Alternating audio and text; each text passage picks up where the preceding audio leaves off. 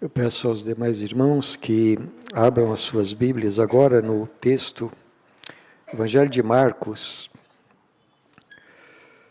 Nós vamos ler no capítulo de número 14, a partir do versículo de número 10. Marcos 14, a partir do versículo de número 10. E iremos ler até o versículo de número 26.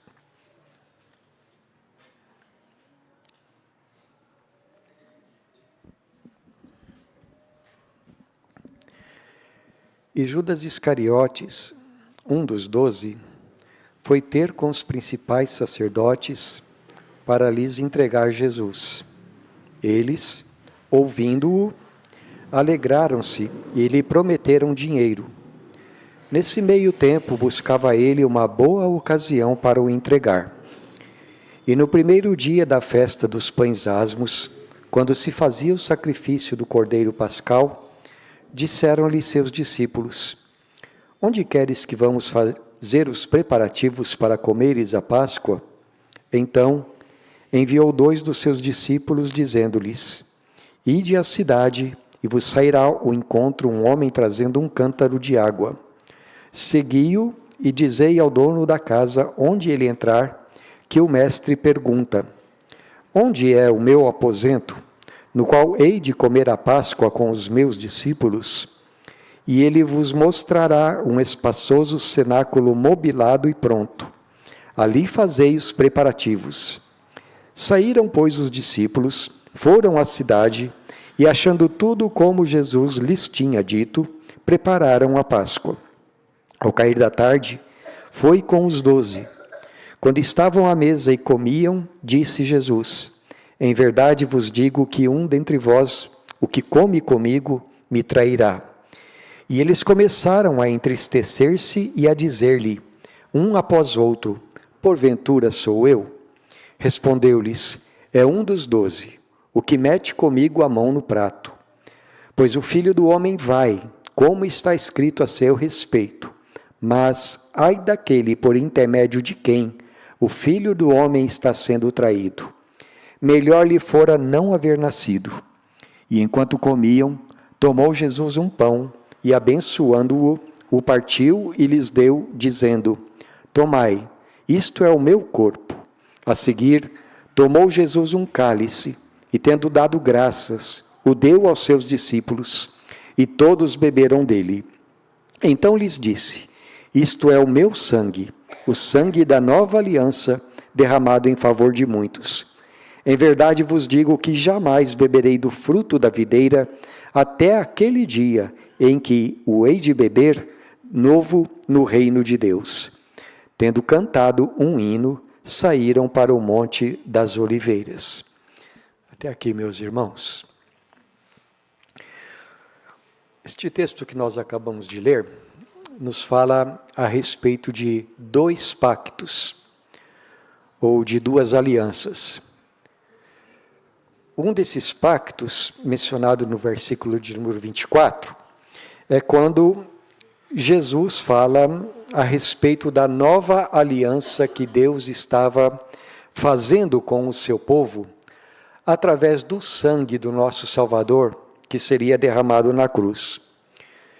E o outro pacto, ou a aliança, a bem da verdade, o texto bíblico não usa esta palavra, mas aqui na nossa versão revista e atualizada, versão de Almeida Revista e Atualizada, o título colocado sobre o conteúdo dos versículos 10 e 11, o conluio que Judas estava fazendo com os sacerdotes, foi este: o pacto da traição.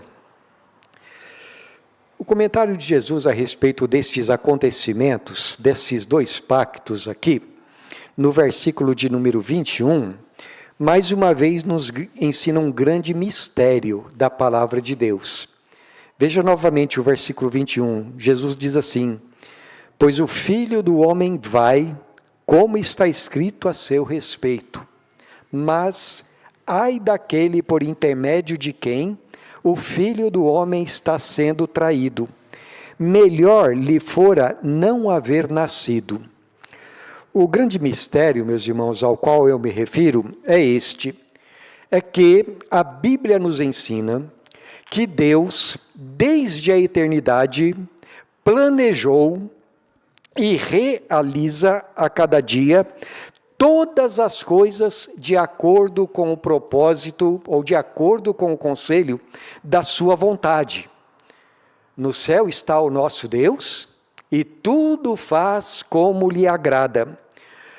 Por outro lado, Tiago nos diz, ele nos ensina que Deus, ele jamais é tentado. Ele não pode ser tentado pelo mal e ele também jamais tenta a qualquer pessoa. Ao contrário, cada um, quando peca, é porque foi tentado, engodado pelas suas próprias concupiscências carnais. E, ao mesmo tempo em que isso acontece, Deus continua soberano nos seus planos. Os planos de Deus não podem ser frustrados. Ao contrário, as más intenções humanas, as más ações humanas, os pecados humanos, de uma forma misteriosa, até estas coisas mesmas, Deus, de uma forma que nós não conseguimos entender, usa como instrumentos nas suas mãos para revelar ainda mais a sua glória, a sua justiça, a sua sabedoria, o seu poder e o seu governo sobre todas as coisas. Veja, o que eu estou dizendo é que, ao mesmo tempo em que a Bíblia diz que Deus assume a responsabilidade sobre o governo de todas as coisas, a Bíblia também diz que cada ser humano é diretamente responsável, moralmente responsável pelas suas próprias ações. E é claro, Deus, ele usa até mesmo os pecados dos homens para manifestar o seu poder, a sua glória e o bem do seu povo. Eu acho que um dos mais claros exemplos disto que eu estou dizendo, na palavra de Deus, é a história de José, lá no Egito. Os irmãos se lembram da história de José. Ele foi odiado. Ele foi difamado. E quem eram as pessoas que mais odiavam a José? Os seus próprios irmãos. Então, os seus irmãos venderam José para que ele fosse levado para o Egito e ali escravizado. José ficou muitos anos na prisão depois de ter sido fiel a Deus, até o dia em que ele se tornou o vice-governador do Egito. E muito tempo mais tarde, depois que José, sendo usado por Deus, abençoou o Egito, abençoou seus próprios irmãos que haviam traído ele, eu peço que você, por favor, acompanhe a leitura lá em Gênesis capítulo 50, versículo de número 20. José estava dizendo aos irmãos dele a visão que ele tinha de todos os acontecimentos da vida deles. Então, Gênesis capítulo 50, versículo 20, José diz assim para os seus irmãos: vós, na verdade, intentastes o mal contra mim, porém Deus o tornou em bem, para fazer como vedes agora, que se conserve muita gente em vida. Você percebe a visão de José? Você percebe a beleza do coração dele? Assim, ele diz assim para os seus irmãos: olha, é verdade, vocês intentaram o mal contra mim. Vocês me traíram várias vezes, vocês mentiram a meu respeito, mas Deus usou esse mal que vocês estavam fazendo e o transformou em bem, para a salvação de muita gente. De tal modo que lá no capítulo 45 ele já havia dito para os seus irmãos: então não foi vocês que me mandaram para cá, foi Deus. Deus usou a vida de vocês para eu chegar até aqui. Você percebe como José, ele vê as duas coisas? Vocês fizeram o mal, mas Deus transformou este mal em bem. Assim, meus irmãos, a doutrina de Jesus, a doutrina que nós vemos aqui em Marcos capítulo 14, é que o Senhor Jesus diz: o Filho do Homem vai, segundo o que está escrito a seu respeito. Assim Deus determinou, assim Deus falou. Mas ao mesmo tempo Jesus acrescenta: mas ai daquele por intermédio de quem ele está sendo traído. Seria melhor que ele nem tivesse nascido. O que Jesus está dizendo é que cada ser humano é responsável pelo seu comportamento. Que cada ser humano, se escolher fazer aquilo que é errado, vai prestar contas a Deus. Quando eu estava meditando a respeito destas coisas, meus irmãos, durante esta semana, primeiro, eu desejei falar com vocês a respeito da aliança que Deus fez conosco através do sangue de Jesus. Eu acho que a doutrina da aliança é uma das mais doces da palavra de Deus. É uma das que mais confortam o nosso coração, que mais nos encorajam. Mas eu confesso para vocês que quando eu comecei a meditar e a orar, eu estava querendo deixar Judas de lado. Eu não estava querendo investir o meu tempo em pensar a respeito dele e do comportamento dele. Só que eu cheguei à conclusão de que se Deus fala a respeito disto aqui, nos evangelhos, nos 4 evangelhos, assim como Deus já vinha falando desde o Antigo Testamento, seria uma falta de temor a Deus, deixar essas coisas que eu vou falar com vocês hoje de lado. Porque Deus nos deu a sua palavra para que nós pensemos em toda ela, que nós levemos a sério tudo quanto Ele está nos falando. Então, embora eu não gosto de Judas, e vocês também não gostam, é sobre Judas que nós vamos falar hoje, para que na próxima vez nós possamos nos deleitar melhor, ainda mais, na doutrina da aliança de Deus conosco, através do sangue de Jesus. Quem era Judas? O nome dele, Judas, é a versão grega de um nome hebraico muito conhecido de todos nós. É a versão grega de Judá. Judá foi um dos filhos de Jacó e de Lia, foi um dos 12 patriarcas de Israel. E o nome Judas, ele é muito conhecido naquele mundo do Antigo Testamento. E embora fosse muito comum, há vários Judas, mas várias pessoas com esse nome na Bíblia, o nome dele é muito significativo, é muito bonito, significa louvor. Por isso é que quando Lia, a esposa de Jacó, deu à luz a Judá, ela deu ele à luz dizendo assim: desta vez ou esta vez louvarei ao Senhor. A gente não sabe muito a respeito desse Judas aqui, que traiu Jesus Cristo. Mas a gente sabe que o nome do pai dele era Simão. E Simão é a versão grega de outro nome que nós temos na nossa Bíblia do Antigo Testamento, que é Simeão. Simeão, lá no Antigo Testamento, também era filho de Jacó e um dos 12 patriarcas de Israel. Era irmão, portanto, de Judas lá no Antigo Testamento. O que nós depreendemos disso, meus irmãos? Que a família de Judas, embora a gente não saiba mais nada sobre ela, era uma tradicional família da Judéia que tinha uma herança religiosa, que fazia parte daquela longa linhagem do povo judeu, e que, como todas as pessoas daquela época, colocavam nomes bíblicos nos seus filhos, em alusão à herança cultural e religiosa que eles tinham. Nós temos 8 homens com esse nome Simão no Novo Testamento. Simão Pedro era um deles, Simão Zelote, Simão Leproso, várias pessoas, era também um nome muito comum. Bem, o segundo nome que Judas tem é Iscariotes, assim ele como seu pai.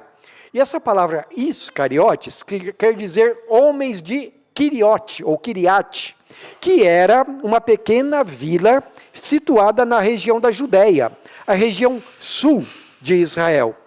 E aí a gente depreende disto que Judas era o único que não era galileu, era o único que não fazia parte do povo do norte. Nós não sabemos quando foi que Judas se tornou discípulo de Jesus, mas os evangelhos nos contam que quando Jesus escolheu os 12 e chamou cada um deles pelos nomes, chamando eles de apóstolos também, Judas foi um deles. Irmãos, Que triste realidade. Judas andou com Jesus. Judas andou com os 12. Judas ouviu Jesus ensinar a respeito do reino de Deus. Judas ouviu a respeito da promessa do Espírito Santo, do perdão dos pecados. Judas ouviu Jesus falar a respeito da vida eterna. Ouviu os ensinos de Jesus sobre colocar o reino de Deus em primeiro lugar e as outras coisas seriam acrescentadas. Ele ouviu Jesus falar a respeito de santidade de coração, a respeito do amor ao próximo. Judas viu Jesus curar enfermos, expulsar demônios. Certa ocasião, ele próprio, Judas, quando Jesus enviou seus 12 discípulos para pregar o evangelho e curar enfermos, Judas fez parte daquela expedição missionária. Judas estava com Jesus, mas Jesus não estava dentro do coração de Judas, ou antes, o coração de Judas não estava com Jesus. Eu creio que a palavra descritiva na Bíblia, mais clara a respeito do coração de Judas, são palavras que o próprio Senhor Jesus falou. Eu gostaria de ler com vocês João capítulo 6 agora, versículos de número 70 e 71. Aliás, meus irmãos, eu quero começar desde o versículo 66, por favor, Bruno. Desde o versículo 66, nós vamos ler até o versículo de número 71. À vista disto, muitos dos seus discípulos o abandonaram e já não andavam com ele. Então perguntou Jesus aos 12, porventura quereis também vós, outros, retirar-vos? Respondeu-lhe Simão Pedro, Senhor, para quem iremos nós? Tu tens as palavras da vida eterna, e nós temos crido e conhecido que tu és o Santo de Deus. Replicou-lhes Jesus, não vos escolhi eu em número de 12, contudo, um de vós é diabo. Referi-se a ele a Judas, filho de Simão Iscariotes, porque era quem estava para traí-lo, sendo um dos 12. Na maioria dos registros dos evangelhos, meus irmãos, Judas é referido como o traidor. Mas você viu que palavra Jesus usa para descrever Judas? Ele diz assim, eu escolhi vocês 12, mas um de vocês é diabo. A palavra diabo quer dizer acusador, maligno, alguém que tenta destruir a outro, tentador. Isso nos leva a uma segunda consideração, o caráter de Judas. Judas andava entre eles, mas Judas não era um deles. Eu quero ficar um pouquinho mais aqui, apenas em João capítulo 6. Você notou que a partir do versículo de número 66, o Evangelho está descrevendo uma crise que houve no ministério de Jesus? Até o versículo de número 65, Jesus havia feito um discurso que deixou as pessoas escandalizadas. E à vista disto, muitas pessoas deixaram de seguir Jesus. Muitos discípulos abandonaram o Senhor. Então, já não andavam com ele e Jesus se volta para os 12 e pergunta assim, porventura, vós também quereis retirar-vos? Isto é, vocês têm a oportunidade. Se vocês estão escandalizados comigo, vocês podem se retirar. E Simão Pedro, ele responde, Senhor, mas se nós formos embora, para quem nós iremos? O Senhor tem as palavras da vida eterna. Nós temos crido e temos conhecido que tu és o Santo de Deus. E então eles não foram embora. E você percebe? Judas continuou. Judas não estava entre aqueles que foram embora. É certo que Judas também não tinha crido e conhecido que Jesus era o Santo de Deus. Ele não fala nada, mas ele fica ali juntamente com os 12. Não foi porque Jesus tinha as palavras da vida eterna. Não foi porque ele era um homem crente. Se ele não foi embora, qual foi a razão? Irmãos, a Bíblia não fala explicitamente a razão pela qual Judas permaneceu naquele momento de crise. Mas, embora não diga explicitamente, me parece que há pelo menos uma razão bem forte pela qual Judas permaneceu. E essa razão, ela é apresentada aqui ainda no Evangelho de João. Lá no capítulo 12, eu peço que o irmão vá lá para o capítulo 12 agora, de João, versículo de número 6. Vocês se lembram, nós meditamos na semana retrasada a respeito daquele momento em que uma mulher, Maria, ela lava ela derrama óleo sobre o Senhor, não é? E Judas reclama daquilo que Maria havia feito. Capítulo 12 de João, versículo 6, está escrito assim: isto disse ele, não porque tivesse cuidado dos pobres, mas porque era ladrão, e tendo a bolsa, tirava o que nela se lançava. Certamente, meus irmãos, nós podemos depreender aqui que o coração de Judas era movido pelo dinheiro. O dinheiro era o Deus que governava o coração de Judas. Tanto que depois ele vendeu Jesus por 30 moedas de prata. E sempre haverá daqueles que fazem da religião a sua fonte de lucro. Sempre haverá daqueles, através de toda a história, que fazem da sua religião uma maneira de ganhar dinheiro, de comercializar a fé. Agora, neste último versículo aqui, meus irmãos, nós percebemos uma outra característica de Judas. É que ele parecia ser uma pessoa confiável. Tão confiável ele parecia que os discípulos tinham com ele uma bolsa em comum. E ninguém desconfiava que Judas roubava daquilo que era lançado na bolsa. Nesse momento aqui, conforme a gente vai ver também posteriormente aqui no Evangelho de João, demorou para os discípulos saberem quem Judas era realmente. Tanto que quando Jesus diz assim, olha, um dos 12 me trairá, os discípulos começam a perguntar para ele, mas Senhor, sou eu? Eles tinham desconfiança do seu próprio coração, mas não imaginavam que Judas poderia ser um traidor. Afinal de contas, ele até cuidava do dinheiro e dava dinheiro para os pobres. Não sei se ele dava mesmo, porque a Bíblia diz que ele tirava grande parte daquilo que estava lá. Mas por ora, vamos continuar em João. João capítulo 13 agora, versículos 21 a 29. Jesus está ali, depois de ter lavado os pés dos discípulos, e ele fala da angústia do seu coração. Está escrito assim, ditas estas coisas, angustiou-se Jesus em espírito e afirmou, em verdade vos digo que um dentre vós me trairá. Então os discípulos olharam uns para os outros, sem saber a quem ele se referia. Ora, ali estava conchegado a Jesus um dos seus discípulos, aquele a quem ele amava. E este fez Simão, a esse fez Simão Pedro sinal, dizendo-lhe, pergunta a quem ele se refere. Então, aquele discípulo, reclinando-se sobre o peito de Jesus, perguntou-lhe, Senhor, quem é? Respondeu-lhe Jesus, é aquele a quem eu der um pedaço de pão molhado. Tomou, pois, um pedaço de pão, e tendo-o molhado, deu-o a Judas, filho de Simão Iscariotes. E após o bocado, imediatamente entrou nele Satanás. Então disse Jesus, o que pretendes fazer? Faze-o depressa. Nenhum, porém, dos que estavam à mesa percebeu a que fim lhe dissera isto, pois como Judas era quem trazia a bolsa, pensaram alguns que Jesus lhe dissera, compra o que precisamos para a festa, ou lhe ordenara que desse alguma coisa aos pobres. Você percebe, não é?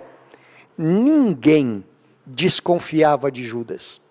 Era mais fácil eles desconfiarem de si mesmos do que desconfiar nele. Eu fico pensando, meus irmãos, como será que era a imagem que Judas tinha diante dos demais?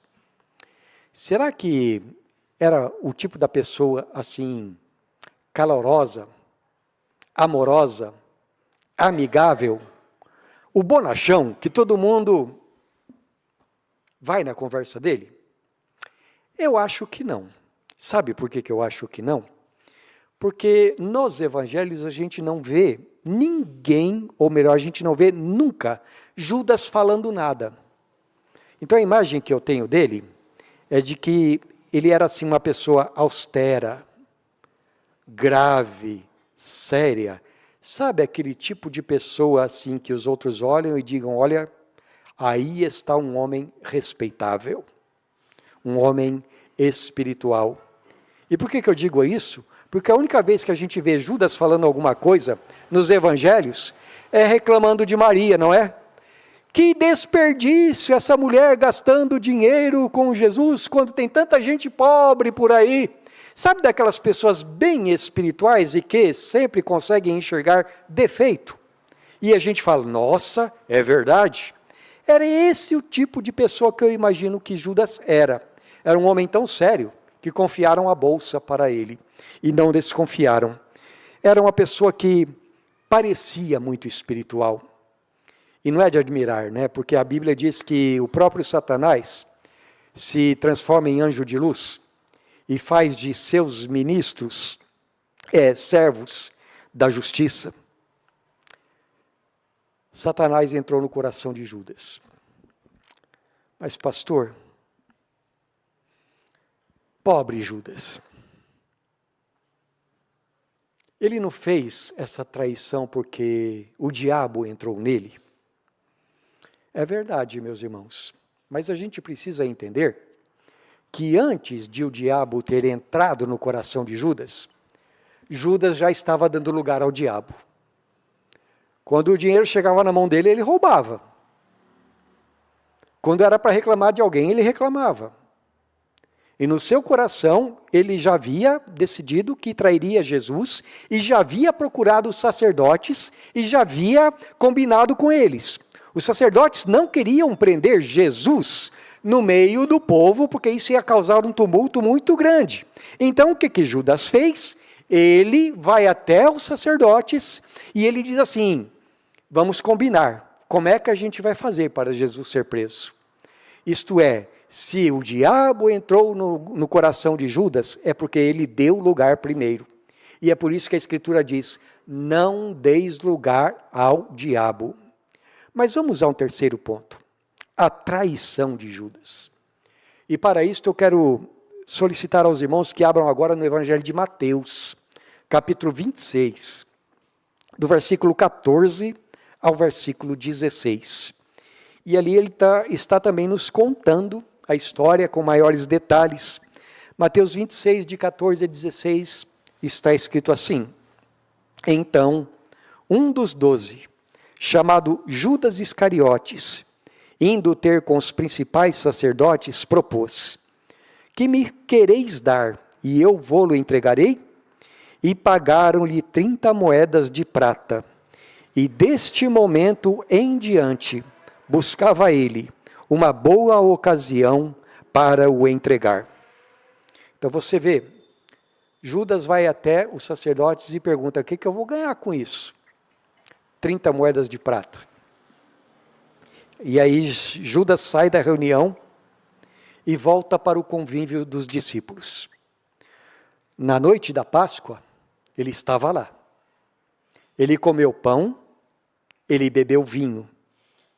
Jesus lavou os pés de Judas.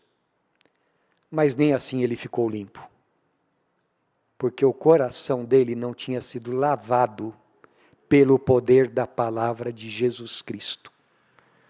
Jesus disse para os seus discípulos, vocês estão limpos pela palavra que eu tenho falado, mas não todos. E com isso, diz o apóstolo João, ele estava se referindo a Judas. Satanás encheu o coração de Judas e ele saiu. Os discípulos estavam pensando que Judas saiu do cenáculo para fazer a obra que Jesus tinha ordenado. Ele deveria ter ido comprar alguma coisa para a festa, ou então ele deveria ter saído para dar alguma coisa para os pobres, mas ele não estava fazendo isto. Ele estava indo em direção aos sacerdotes para dizer onde é que Jesus estava e onde é que Jesus poderia ser preso, longe do povo. Mateus capítulo 26, versículos 47 até o 45, até o 50.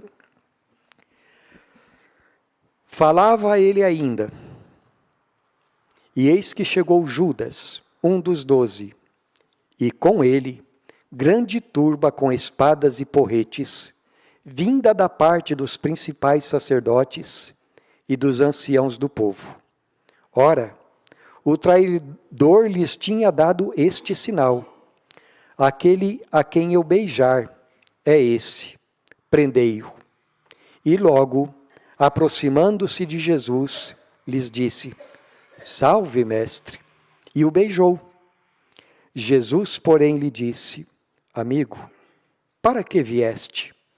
Nisto, aproximaram-se eles, deitaram as mãos em Jesus e o prenderam. Você consegue imaginar a cena? Judas chegando com uma multidão. Salve, mestre! E dá um beijo no rosto de Jesus. É por isso que tem aquela expressão, né? Beijo de Judas. E Jesus lhe responde: Amigo, por que você veio? Para quê? Judas não responde mais nada. A partir dali, Jesus é preso, é levado, é julgado, é condenado e é colocado numa cruz. O Filho do Homem vai como está escrito a seu respeito. Mas, ai daquele por intermédio de quem ele está sendo traído. Melhor lhe fora que nem tivesse nascido. Hoje, quando uma pessoa age com traição, com dissimulação, com delação, a gente costuma chamá-lo de Judas, não é? Agora, além desse nome infame, que se tornou uma maneira de xingar outras pessoas, o que foi que Judas lucrou com o comportamento dele? A Bíblia diz, meus irmãos, que depois, vendo o que havia feito, algumas coisas aconteceram com ele. Primeiro, Judas ficou tomado de remorso. Ele disse: eu não devia ter feito isso. Então ele pegou o dinheiro e ele foi até os sacerdotes dizendo: olha, eu pequei, tendo traído sangue inocente. Mas os sacerdotes olharam para ele e disseram: e daí? O que nós temos a ver com isso? Problema seu. E Judas então jogou as moedas no chão do templo e foi embora. Ele retirou para se enforcar. De acordo com Atos, parece que não deu muito certo o auto-enforcamento de Judas, porque por alguma razão, talvez a forca tenha se quebrado, a árvore em que ele se pendurou tenha se quebrado, Judas caiu no chão e as entranhas dele se esparramaram. As vísceras dele saíram para fora. E o campo no qual ele morreu, e que foi comprado depois para se tornar um cemitério de indigentes, passou a ser chamado Campo de Sangue, porque ele havia sido comprado com sangue inocente. Então a primeira coisa que aconteceu é que Judas foi tocado de remorso. Mas, irmãos, não foi acompanhado de fé em Jesus. Judas apenas percebeu que tinha errado, que não devia ter feito, mas ele não veio a crer em Jesus. A segunda coisa é que Judas tirou a própria vida. Eu não estou dizendo, por favor, não me entenda mal, eu não estou dizendo que quando uma pessoa tira a própria vida, isso é um pecado imperdoável. Porque só existe um pecado imperdoável, que é a blasfêmia contra o Espírito Santo. Então pode acontecer, e eu já sei de casos de crentes em Jesus, mas que, assim, por causa de remédios, estavam tão transtornados psiquicamente, que chegam a esse ponto. E eu jamais diria para alguém dizendo assim: então por causa disso foi para o inferno. Eu jamais diria isso. Mas eu quero dizer que esse foi o caso de Judas. E por que eu digo que foi o caso de Judas? Porque quando Jesus, lá em João capítulo 17, está orando pelos discípulos, ele diz assim: e nenhum deles se perdeu, exceto o filho da perdição, para que se cumprisse a Escritura. Remorso, suicídio, perdição eterna. Judas perdeu a alma. Era um dos 12, ou melhor, estava com os 12, mas não era um deles. Quais as implicações, ou melhor, que lições nós podemos tirar desta história tão triste, meus irmãos? Primeiro, tenha certeza de uma coisa: haja o que houver, o plano de Deus segue em frente. Nada frustra os planos de Deus. Homens maus podem se levantar. Traidores podem existir. Tramóias podem acontecer. Mas ninguém consegue, por mais que conspire, deter a vontade de Deus. Se é desse jeito, então, filho do Senhor, você pode confiar que a tua vida está em boas mãos. Haja o que houver, descansa o teu coração no Senhor. Confia nele. Entrega o teu caminho ao Senhor e o mais Ele fará. A Bíblia diz que quando Jesus estiver para voltar, o mundo estará indo de mal a pior, o caos estará instalado. Mas ao invés de nós ficarmos apavorados com isto, nós podemos olhar para os céus e esperar: Jesus voltará. E quando Ele voltar, Ele vai trazer a restauração sobre todas as coisas. Segundo, não estranhe se algum dia você for traído por alguém. Jesus, o Filho de Deus, foi traído. Jesus, o homem que nunca pecou, teve pessoas que se levantaram contra ele. Ora, Jesus falou assim: se fizeram isso comigo, farão com vocês também. Ou como escreveu o apóstolo Paulo: todos os que quiserem viver piedosamente em Cristo Jesus serão perseguidos. Então não fique, irmão, espantado, não perca a sua fé, se os homens se levantam contra você, porque fizeram isso com o próprio Senhor Jesus. Não fique admirado. Um tempo atrás eu li apenas o esboço de um livrinho que chamava-se, o título era estranho, A Bênção da Traição. E nesse livro o autor dizia o seguinte: olha, quando você for traído, veja pelo outro lado, Deus está querendo fazer alguma coisa na tua vida. José foi traído.